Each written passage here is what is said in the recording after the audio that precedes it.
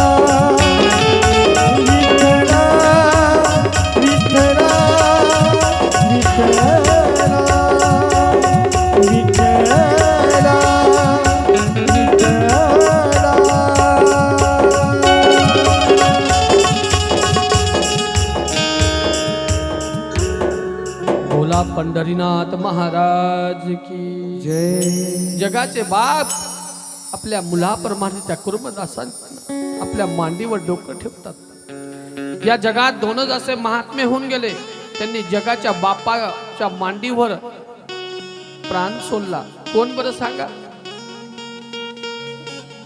पहिले त्रेता युगामध्ये ज्या जगाच्या पिताच्या मांडीवर त्यांनी आपला प्राण सोडला ते म्हणजे जटायू महाराज मायबाप होते। जटायू महाराजांनी प्राण सोडला रामांच्या मांडीवर आणि संत कुर्मदासांनी आपले प्राणाचा शेवटचा श्वास विठ्ठल भगवंताच्या मांडीवर ठेवला की देवा, का रे मला हात दिले नाही, काय रे मला पाय दिले नाही, माझी काही चूक?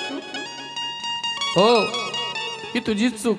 मागच्या जन्मात तू असंच केलं होतं, तुझ्या हातून मोठं पातक झालं होतं, ते सांगायला परवडणार नाही तुला, तुला दुःख होईल कारण तुझा अंतकाळ जवळ आला आहे।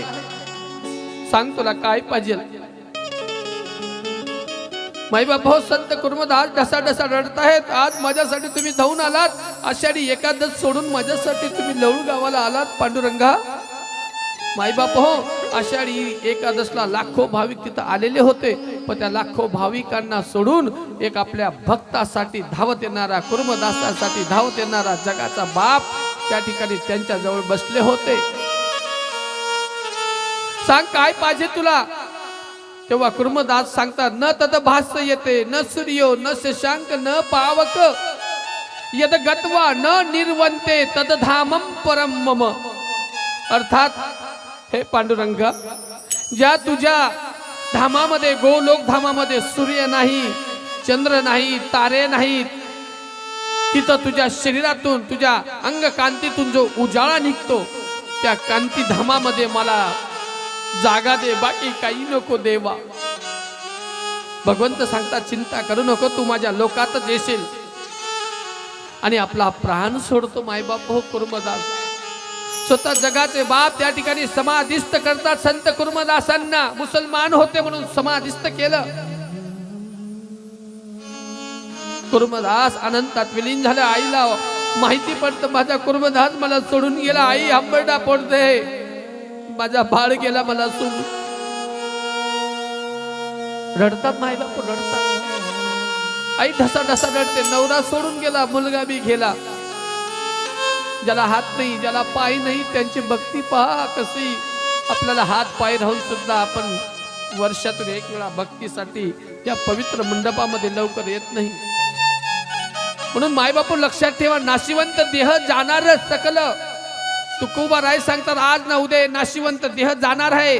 ये सडक कुचक शरीर एक दिवस लाकडामध्ये भस्म होणार आहे। म्हणून याला चंदन बनवायचं तर कसं बनवायचं? भक्तीच्या मार्गातूनच चंदन। नाशिवंत देह जाणार सकल, नाशिवंत देह जाणार सकल।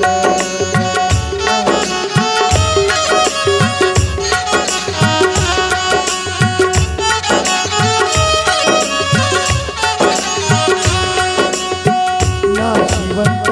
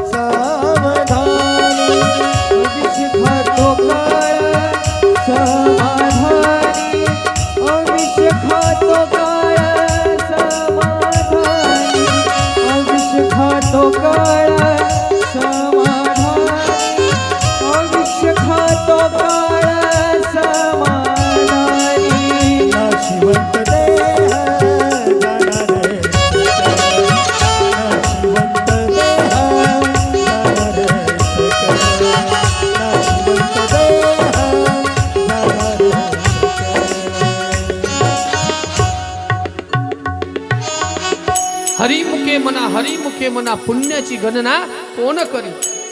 अर्थात जीवनामध्ये पुण्याची गणना कोणीच करू शकत नाही. फक्त आपली पुण्याची गणना तो भगवान आपली करू शकतो महाराज. एक एक शब्द आपली पुण्याची गणना लिहित असतो देव. म्हणून कुर्मदासांनी आपलं पुण्य उदयाला केलं आणि जगाचा बाप, जगाचा चालक, मालक भेटण्यासाठी आला. म्हणून माईबापू लक्षात ठेवा, भक्ती करा तर कुर्मदासासारखी. हात नसून पाय नसून पाहना कशी भक्ती होती. तुम्ही आम्ही परमभाग्य आहे की तुम्ही आम्हाला हात पाय चांगले दिले, डोळे चांगले दिले. डोळे चांगले राहून सुद्धा आपण महादेवाच्या मंदिरात जातो आणि डोळे लावून दर्शन करतो. कोणत्या शास्त्रामध्ये लिहिलं आहे डोळे लावून दर्शन करावं? नाही नाही, तुमची केलेली भक्ती विफल. डोळे लावून दर्शन करतात, डोळे लावून दर्शन तुम्हाला लाभ मिळूच शकत नाही. शिव महापुराणमध्ये याचं वर्णन आहे. बसतात डोळे लावून. अरे डोळे लावण्यापेक्षा त्याला निहारा, त्या भगवंताच्या मूर्तीला चांगलं पहा. डोळे त्याच्यासाठी दिले आहेत. जगाच्या बापाला पहा. भगवान यही कहना चाहते हैं कि आंख लगाकर मेरा दर्शन कभी ना करे, फल आपको नहीं मिल सकता है. आप मंदिर में जाते हैं, किसको देख रहे हैं आंख लगाकर? आप जैसे आंख लगाते हैं आपके संसार का सारा रूप आंखों में आ जाता है.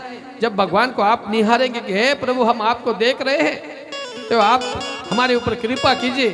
संसार में उन्नति होनी चाहिए, घर में सुख आना चाहिए, शांतता आनी चाहिए, शरीर निरोगी होना चाहिए. धन दौलत नहीं, लेकिन कम से कम ये शरीर तो बलवान होना चाहिए, निरोगी रहना चाहिए. इसलिए भगवान के मंदिर में, किसी भी देवी देवता के मंदिर में जाना है तो कभी हाथ जोड़कर आंखें मत लगाना. सिर्फ हाथ जोड़कर कहना कि प्रभु आपकी मूर्ति को हम निहारते हैं. जब भगवान की मूर्ति को निहारने के बाद मंदिर के चौखट के पास 2 मिनट के लिए बैठ जाइए और हाथ जोड़कर आंखें लगाकर उस भगवान की मूर्ति को निहारना. भगवान के हाथ में चक्र था, पद्म था, गदा था, त्रिशूल था, डमरू था, क्या क्या था, ये सब निहारना चाहिए. आंखों के सामने नहीं आए तो फिर से मंदिर में जाकर दर्शन करो. दूसरी बार अवश्य भगवान का सारा रूप दिखेगा. इसका प्रमाण है नारद बाबा का. नारद बाबा पिछले जन्म में हरिदास थे. हरिनाम का गजर करते करते भक्ति उमड़ गई, लेकिन थोड़ी सी आंखें लगा ली तो भगवान का पूरा शरीर दिखने लगा. उद्धार हो गया और शतकोटि संत बन गए, नारद बन गए, हरिदास का नारद बन गए. भक्त प्रहलाद हरि नाम का ओम नमो भगवते वासुदेवाय का मंत्र जपते हैं, नारायण हरि का मंत्र जपते हैं. फिर भी 5 साल के बालक के लिए भगवान दौड़े दौड़े आ गए. भगवान ध्रुव 5 साल के ध्रुव के लिए भगवान वैकुंठ से धरती पर आ गए. मेरे माता पिता, ये प्रमाण है भक्ति के. आंखें लगाकर कभी दर्शन ना करे. भगवान का दर्शन आंख खुली कर ना ही चाहिए और थोड़ी देर के लिए बाजू में बैठकर फिर आंखें लगाकर उसका रूप को निहारना चाहिए. आप मंदिर में जाते, माताओं को बड़ी एक आदत है, 1 रुपया का सिक्का लेती है और मंदिर के पीछे चिपकाती है. क्यों? आपको क्या मिलेगा? अरे मंदिर के पीछे अर्थात भगवान की पीठ के पीछे अधर्म का वास है. भगवान के पिछले जो पाठ होती है ना, हमारी भाषा में पाठ का कभी दर्शन ना करे, आपने जो पुण्य किया है वो क्षीण हो जाता है. इसका प्रमाण बताऊंगा 7 दिन में.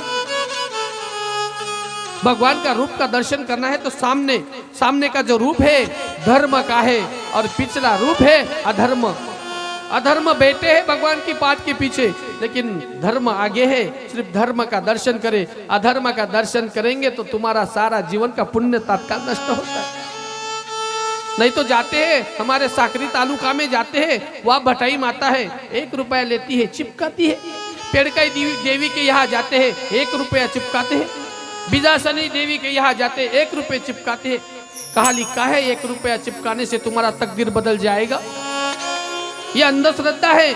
भगवान की पाठ के पीछे हाथ जोड़कर मस्तक कभी ना रखे, तुम्हारा किया हुआ पुण्य क्षीण होता है मेरे माताओं. इसलिए कथा में सब कुछ मिलेगा, लेकिन सुनने की मनस्थिति, आने की मनस्थिति होनी चाहिए. घर में हमेशा दरिद्रता आती है. क्यों? क्योंकि हमारे घर में देखो ना, सब माताएं खाना खाकर अपने बर्तन रख देती है किचन पर. दिन में मैं रोज बताता हूँ, दिन में 7 बार माता लक्ष्मी दस्तक देती है. घर में घान घान कचरा कचरा. हफ्ते में 3 बार नमक से घर पोछा लगाना चाहिए. घर में कभी वैभव लक्ष्मी रुष्ट नहीं होगी, आनंदित हो जाएगी. एक लोटा जल में थोड़ा सा कुमकुम डालिए, हल्दी डालिए, सुबह सुबह हमारी जो चौकट होती है, पायरी बोलती है, उसके ऊपर धार छोड़ दिए। आपके घर में कभी काल प्रवेश नहीं करेगा, आपके घर में कभी दरिद्रता प्रवेश नहीं करेंगे मेरी माताओं। घर में कभी दही और दूध साथ कभी नहीं लाना, दही और दूध एक साथ कभी नहीं लाना। दही और दूध अर्थात हमारे घर में दरिद्रता पीछे आती है। दूध में कृष्ण बैठे हैं और दही में मां दरिद्रता बैठी है। दूध और दही एकत्र ना रखे, दूर अंतर से रखना चाहिए, क्योंकि खट्टा दरिद्रता को खट्टा पसंद है, इसलिए नींबू मिर्ची हम बाहर टांगते हैं। ऐसे अनेक कारण है घर में दरिद्रता का। इसलिए कोरोना यही कहता है कि हाथ सैनिटाइजर से धोकर खाना पकाना चाहिए, नहीं तो पहले सैनिटाइजर भी नहीं लगाते हैं, संडास बाथरूम से आते ही खाना पकाने के लिए लग जाते थे। इसलिए घर में अन्नपूर्णा रुष्ट हो जाती थी। ना पैर के ऊपर पानी, वैसे ही खाना पकाते थे। हाथ को कभी ना साबुन से धोते थे, वैसे ही खाना पकाते। इसलिए हमें रोग का शिकार बनना पड़ा। अर्थात शरीर में जब अन्न जाता है तो अन्नपूर्णा रुष्ट होती है मेरे माताओं। इसलिए अनेक भागवत में आप देखो ना, तोरण लगाते हैं। आम का तोरण क्यों लगाते हैं? घर शुभ कार्य हो तो आम का तोरण लगाते हैं ना। आंब्याचे पानांचं तोरण लावता का तुम्ही? लावतात ना, कळसाला लावतो. का लावतो? कोण आहे ती आंब्याच्या पानांमध्ये? ब्राह्मण सांगतात आंब्याचे पानं आणा, आंब्याचे तोरण लावा. नागिनच्या पानांचं का लावत नाही? सीताफळच्या पानांचं का लावत नाही? लिंबाच्या पानांचं का लावते? आंब्याचेच पालं का? त्याची कथा सांगेल मी उद्या परवा. आंब्याच्या पानांमध्ये कोण बसला आहे? किती देवी देवता बसला आहे? कोणत्या कारणाने आंबा एवढा पवित्र आहे? शुभ कार्यात चालतो, दुःखात चालतो. घर बांधलं तर आंब्याचं तोरण शिवाय घर परिपूर्ण नाही. ज्याच्या घराला उंबरटच नाही ते घर परिपूर्ण नाही. म्हणून घराला लाकडाचं उंबरट पाहिजे. आता तर नवीन फॅशन आली आहे, स्टाईल बसवतात, मार्बलने बसून घेतात. मार्बल नाही नाही, तुमच्या घरात पित्र येऊ शकणार नाही, कधीच येणार नाही घराच्या बाहेर. कारण जोपर्यंत नारायण त्या ठिकाणी आहेत लाकडाच्या रूपाने. अर्थात नरसिंह अवताराची कथा तुम्हाला सांगेल. त्या नरसिंह अवताराच्या कथेमध्ये हिरण्यकशिपूला त्या दरवाजाजवळ मारलं होतं, म्हणून त्या दरवाजाच्या लाकडामध्ये नारायणाचा वास आहे. प्रत्येकाच्या घराला लाकडी उंबरट असलं पाहिजे. प्रेम से बोलो राधे राधे, शाम मिला दे. हम कथा की ओर जाते हैं मेरे माता पिता. कल हमने देखा कि 88,000 ऋषि कथा सुन रहे हैं मेरे माता पिता नैमिष्य अरण्य में.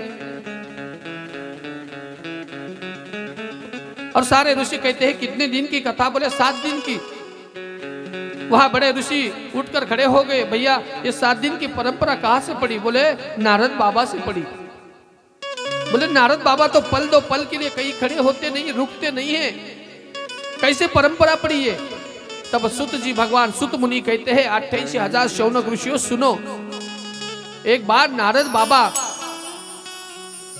वैकुंठ में घूम रहे थे, उनको इच्छा हो गई कि धरती लोक पर जाना चाहिए. यहां मैं बोर हो गया हूं.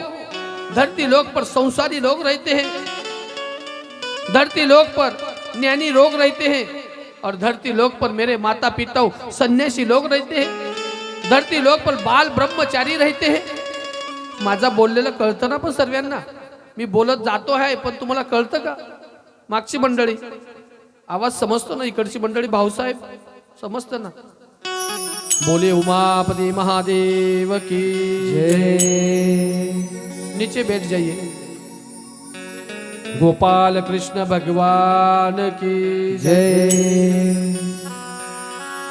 नारद बाबा कहते हैं चलो धरती लोक में मृत्यु लोक में जाना चाहिए. हम कथा कीर्तनों में सुनते हैं मेरे माता पिता, धरती लोक के देवता कौन है? मेरे माता बताओ ना, धरती लोक के देवता कौन है? देवाधिदेव महादेव कैलाश पर्वत पर रहते हैं. फिर और एक देवता रहते हैं धरती लोक पर, कौन है? सबके हृदय में बैठे हैं. देवाधिदेव तो कैलाश पर्वत पर है, लेकिन धरती लोक पर सबके हृदय में देवता बैठे हैं. कौन बैठे हैं? भगवान श्रीमन नारायण हृदय में बैठे हैं मेरे माता पिता. बाहर ढूंढने की जरूरत नहीं है। इस हृदय को आप स्वच्छ बनाइए, पवित्र बनाइए। कहीं घूमने की जरूरत नहीं है। कथा में इस आत्मा को, इस नारायण को परम शांति मिलती है। हमारे इधर तो बड़े बड़े लोग हैं, मरने के बाद पोस्टर लगाते हैं, माँ हो, पिता हो, रिश्तेदार हो, लेकिन जब जिंदा है तब कोई उसे बचता नहीं है, पूछता नहीं है। जब तक जिंदा है तब तक पूजना चाहिए, भजना चाहिए, अर्थात गोड़ी करनी चाहिए। जब जिंदा है तो 1 रुपए की पूड़ी लाकर उसे खिलाते नहीं है। मरने के बाद हजारों लाखों रुपए खर्च करते हैं, मिठाई बनाते हैं, दाल चावल बनाते हैं, लोगों को फोन करके बहुत बताते हैं, भैया आज हमारे यहाँ न्योता है खाना खाने के लिए। जो जिंदा आदमी था उसे कभी खाना खिलाया नहीं, मरने के बाद क्या खिलाता है। ऐसी एक कथा बताता हूं। संत कबीरदास, इनके गुरु परमानंद रामहंस थे। मेरे माता पिता जैसे एक बार कबीरदास को कहते हैं उनके गुरु की, जाओ दूध लेकर आओ। गांव में कबीरदास छोटे थे, मेरे माता पिता छोटे से थे। कबीरदास हिंदू थे। कबीरदास के माता पिता शिव महापुराण कथा करते थे, लेकिन उस वक्त यौनों की क्या थी, राज्य था। और वहां के ब्राह्मण लोगों ने कहा कि यह अच्छा कथा करता है, इसे बदनाम करना चाहिए। ये बड़ी कथा करता है, ईद की कथा में बड़ी भीड़ होती है, इसे कैसे बदनाम करे, इसका धर्मांतर करना चाहिए। वहां उस वक्त यौनों का शासन काल था। झूठ की बातों में फंसा देते हैं और उन्हें धर्मांतर करा देते हैं मेरे माता पिता। कबीरदास कहते हैं, गुरुजी मैं जाता हूं, और चले गए। जाने के बाद रास्ते में एक गौ माता पड़ी थी, मर गई थी गौ माता। उनके पास बैठकर कहने लगे, माँ दूध देना, ए माँ दूध देना। मरी हुई गाय कभी दूध दे सकती है? नहीं दे सकती है। चारा वहां पड़ा था, घास पड़ा था, उसे उठा कर लाए, माँ खाओ ना। ए गौ माता घास खा। नहीं खाती है गाय। वास कबीरदास के गुरु कब से गया है, हमारे पितरों को भोजन देना है, खीर बनानी है। पितरों का महीना है, भाद्रपद का महीना है, हमारे पितरों को 12 बजे से पहले भोजन देना है। ये अभी तक आया नहीं, खीर बनानी है। कुछ लोगों ने कहा कि महाराज आपका शिष्य कबीरदास एक मरी हुई गाय के पास बैठा है। खुद वहां मेरे माता पिता कबीरदास जी के गुरु आ गए। कबीरदास तुझे दूध लेने के लिए भेजा था, क्यों नहीं गया? कि गुरुदेव मैं तो गौ माता के पास बैठा हूं, ये गौ माता दूध देंगी ना। और कबीरदास अपना अपना बड़बड़ कर रहे हैं, माँ दूध दे, ये चारा खाना, घास खा। कबीरदास के गुरु कहते हैं, बेटा वो तो मर गई है, वो ना दूध देंगी ना घास खाएगी, क्या फायदा है, चल। उसी वक्त कबीरदास हाथ जोड़ते हैं कि हे गुरुवर्य, जब तक हमारे पितर जिंदा थे तब तक नहीं खिलाया, और बाद में खीर खिलाने से क्या फायदा है? कुछ फायदा नहीं है बाद में। कबीरदास के गुरु कहते हैं, ये तो मुझसे भी ज्ञानी निकला। सच्ची बात है, मरे हुए लोग कभी खीर खा सकते हैं क्या? इसलिए मेरे माता पिता ये उदाहरण ऐसा दिया, पितरों को देना ही चाहिए अग्नि के माध्यम से, लेकिन जब तक जिंदा है तब तक खाला खिलाओ। नाही तो यहाँ कभी कभी आता म्हाताऱ्या बाया बसल्यात म्हणून सांगतो, ऐका आजी, ऐकतायत ना? कथेला उशीर होऊन जाईल, मी उद्या नाही तर परवा, कारण बऱ्याच माता अजून यायच्या बाकी आहेत. बाकी सिहोरला गेलेल्या आहेत, त्या पण येतील, गाड्या करून गेलेल्या आहेत 5-5 हजारच्या मनी घ्यायला येतील. आणि लक्षात ठेवा, तुम्ही नुसते मनी आणताहेत, मनीचं महत्व माहित आहे का तुम्हाला? अरे मनी जो आहे ना, मांसाहारी लोकांना चालत नाही, मांसाहारी लोक सुद्धा मनी घालतायत. मनीचे नियम आहेत. जर तुम्ही अंत्ययात्रेला गेले तरी त्या मनीला धुवावं लागतं, आंघोळ करावं लागते. आणि ऐका ना, काही लोक अशी धारणा आहे, तर मणी घेऊन येतात आणि तुळशी माळेमध्ये तो रुद्राक्ष टाकतात. तुळशीचं आणि रुद्राक्षाचं जमत नाही, बरं लक्षात ठेवा. तुळशीचं रुद्राक्षाचं अजिबात जमत नाही. 36चा आकडा आहे आणि तुम्ही तुळशीच्या माळेमध्ये रुद्राक्ष टाकतात. मग तुम्ही जिथून रुद्राक्ष घेतात त्या महाराजांकडे जातात, विचारा रुद्राक्षाचं वर्णन विचारा. 4 प्रकारचे वर्णन, तिथे काही तर 14-15 प्रकारचे आहेत, पण 4 प्रकार. क्षत्रिय,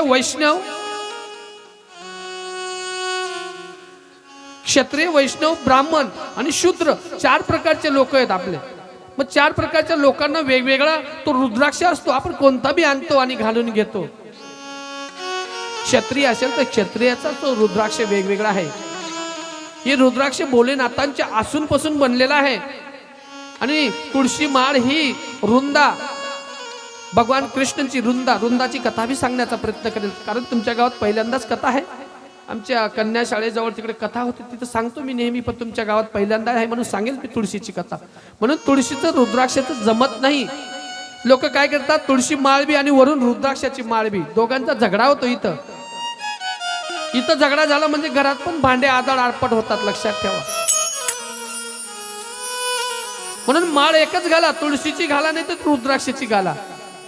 पण काही लोकांची फॅशन झाली आहे, चांदी या सोन्याचे टोप बसवतात आणि रात्री हॉटेलवर जातात, घरी काढून जातात, मटण खाऊन येतात, सकाळी आंघोळ करून लगेच स्वच्छ होऊन जातात. स्वच्छ होतात का नाही, पापाचा धनी बनतो. म्हणून जर मांस मच्छी खाणारा असेल त्यांनी रुद्राक्ष आपल्या गळ्यात घालूच नाही, असा शास्त्राचा नेम आहे, शिव महापुराणाचा नेम आहे. बऱ्याच बाया गेल्या आहेत, शिवरला जातील आणि तिथून आल्यानंतर सांगते मायव म्हण तोंड मजाना जो घ्या आज दिन जाय ना लय रे भाऊ, तोंड नुसतं मातीन माय गुई घे भाऊ म्हण लय रे भाऊ द्रास कसा ना का लयत नाही लय रे भाऊ बोलत मजाना तोंड घे नुसतं उरू जीव करा ना खावा ना. रुद्राक्षानं बी पाणी पी आणि पिवे पाणी बी वरतीन पी, काय देव लागू पडी का लागू नाही पडाव. म्हणून कथामा या, कथा ऐका तरच तुम्हाला समजेल, अन्यथा नहीं. प्रेम से बोलो राधे राधे, शाम मिला दे. 88,500 ऋषि कहते हैं कि हमें कथा सुनाइए. 7 दिन की नारद बाबा धरती पर आते हैं. सन्यासी लोगों के यहाँ चले जाते हैं, लेकिन सन्यासी लोगों में भी पाखंडी का भ्रष्टाचार हो रहा था. नारद बाबा व्यतीत हो गए, क्या करूं कहाँ जाऊं. चलो बाल ब्रह्मचारी बाबा, बाल ब्रह्मचारी कभी शादी करता नहीं है, उनके यहाँ स्त्रियों का सहवास नहीं होता है बाल ब्रह्मचारियों का, तो वहां जाना चाहिए. परम संत, स्वर्ग के संत नारद बाबा धरती पर आए थे मृत्यु लोक में. आने के बाद मेरे माता पिता ब्रह्मचारी बाबा के आश्रम पर जाते हैं तो वहां भी पाखंड दिखता है. हे प्रभु नारायण, यहाँ तो पाखंड से भरा हुआ संसार है. वहां से भी रुष्ट होकर चले गए. मौनी बाबा के यहाँ जाना पाए, मौनी के यहाँ शांतता ही शांतता. लेकिन मौनी बाबा के आश्रम पर जाते हैं, वहां कल्लोड़ दिखता है. यहाँ भी मौन नहीं है, सारे पाखंड से भरे हैं. सारे पैसे कमाने का धंधा यहाँ उन्होंने रख दिया है, यहाँ भी पाखंड है, मौन नहीं है. ऐसे बड़े बड़े संत महात्माओं के आश्रम पर घूमते. इसलिए मेरे माता पिता, आपको कभी गुरु करना है, आपको कभी सदगुरु के शरण में जाना है तो तात्काल कभी गुरु ना करे, कभी सदगुरु के शरण में जाना है तो सदगुरु की पारख करना चाहिए. वैसे नारद बाबा सारे लोगों की पारख करते हैं और आखिर में कहते हैं चलो संसार करने वाले लोगों में जाते हैं. बड़े अच्छे होते हैं संसारी लोग, क्योंकि संसार करके परमार्थ करते हैं, उनमें जाना चाहिए. लेकिन जाते हैं संसारी लोगों में जाते हैं, ये कथा हमें क्या सिखलाती है, क्या हमें सीख देती है, इससे क्या ग्रहण करना चाहिए. सुने मेरे माता पिता, संसारी लोगों में जाने के बाद मेरे माता पिता उनको बड़ी विटंबना दिखी कि संसारी लोग सबसे महान पापी बन रहे हैं. हमें पापी बोलते हैं संसारी लोगों को. भगवान परमात्मा की भागवत में इसका वर्णन आता है. अरे मौनी बाबा तो पाखंड हो गए, बाल ब्रह्मचारी पाखंड हो गए, लेकिन ये संसारी सबसे ज्यादा पाखंड है. ये लोग क्या करते हैं, संसारी अपनी बेटी को बेच देते हैं. ध्यान से सुनिए, नारद बाबा चिंता व्यक्त करते हैं भागवत में. लोग अपनी बेटी को बेच देते हैं, अर्थात जहां धनवान लड़का है वहां हमारी लड़की दे देते हैं. गरीब का लड़का है उसे कोई देता नहीं है. सूट बूट में आता है, गाड़ी बंगला देख लेते हैं, हमारी लड़की उसे दे देते हैं, लेकिन कुछ दिनों के बाद उस लड़की का नसीब फूट जाता है. नारद बाबा बहुत रोते हैं. अरे संसारी लोग, कम से कम बेटी का तो विचार करो. धन दौलत देखकर अपनी लड़की मत देना. लड़का संस्कारी होना चाहिए, लड़के में अच्छा गुण होना चाहिए, चाहे काला हो या गोरा हो, कैसा भी हो, उसमें कम से कम गुण देखने चाहिए, 4 लोगों से पूछना चाहिए।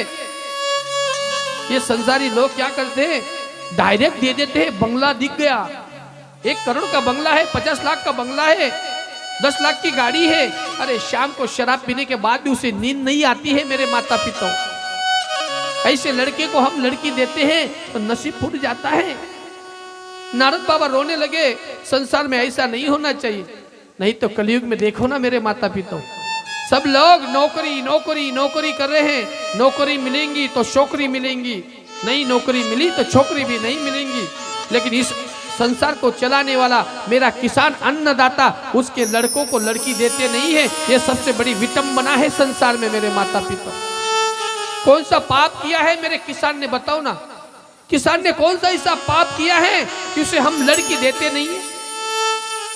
कौन सा पाप करके मेरा किसान आए हैं? जब किसान का लड़का लड़की देखने के लिए जाते हैं तो लड़की वाला कहता है, भैया क्या करता है, ग्रेजुएशन हो गया है, लेकिन अच्छा किसान है, अच्छी फसल उगाता है, अच्छा पिकाता है। लोग तत्काल घर आते ही फोन करते, ना मेरी बेटी ना बोल रही है किसान को। अरे किसान पकाता है, माफ करना, किसान उगाता है तभी हम घर में पकाते हैं। किसान नहीं पिकाएगा तो हम क्या खाएंगे, बताओ ना। अरे किसान के लड़के आत्महत्या करने लगे हैं मेरे माता पिता, शादी नहीं होती तो 40-40 साल के लड़के हो गए। हमारी लड़की जो 40 साल का नौकरी वाला है उसे 25 साल की लड़की दे देते हैं। कितनी बड़ी विडंबना है, बताओ ना, सिर्फ नौकरी को देखकर। अरे मेरे माता पिताओं, नौकरी वाला कम से कम 15 साल में 20 साल में बंगला का काम करेगा, 20 साल में गाड़ी लेगा। लेकिन मेरी किसान की 4 महीने की लॉटरी लग गई तो 10 बंगले खड़े कर सकता है, 10 गाड़ियां खड़े कर सकता है। इतनी धमक किसान में है। क्या नौकरी नौकरी करते हैं। एक बार किसान को लड़की देकर देखो, जिंदगानी तक खुशी रहेंगी मेरे माता पिता। नौकरी क्या करते हैं, 10वीं पास लड़की भी कहती है नौकरी वाला, पुणे वाला, बंबई वाला चाहिए। क्यों चाहिए? 2 वक्त का चावल मिलता है, रोटी भाकर मिलती, कहां से मिलती है? माँ मैं खेड़े गांव में नहीं जाऊंगी, सिटी में जाऊंगी ना माँ, पुणे में जाऊंगी। पुणे में क्या रखा है, मुंबई में क्या रखा है? सारी जिंदगानी पिंजरे में कैद रहते हैं मेरे माता पिता। ना वह मानुष की है, ना वह धर्म है, सब पैसे के पीछे भाग रहे हैं। ऐसे भागते भागते जिंदगानी